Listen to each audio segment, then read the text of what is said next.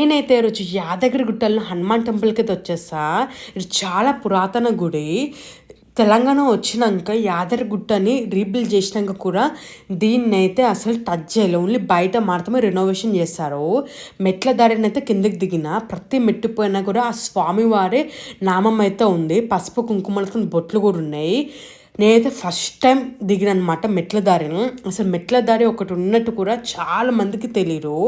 యాదగిరిగుట్టకి వచ్చిన వాళ్ళకు కూడా అసలు జనాలు లేరు. అసలు ఈ దారి పూట ఓన్లీ మా ఫ్యామిలీ మెంబర్స్ మాత్రమే వెళ్ళిపోయినాం అనమాట. ఎంత ఆరం ఎండ కొడుతుందో కాళ్ళకి బొగ్గలు వస్తాయి అనుకున్నాను నేనైతే. ఒక దోశ చేయవచ్చు ఆ మెట్ల పైన అంటే అర్థం చేసుకోండి ఎంత ఆరం ఎండ కొడుతుందో. ఇది పాదాలన్నమాట. స్వామివారి పాదాలు అయితే ఇక్కడ ఉంటాయి. అలా స్వామివారి పాదాలు అయితే మొక్కిన ఆ ఎండకైతే తట్టుకోలేక నేనైతే పక్కన గోలీ సోడా బండి అయితే కనిపిస్తే గోలీ సోడా అయితే తాగిన. కొంచెం రిలీఫ్ అనిపించింది.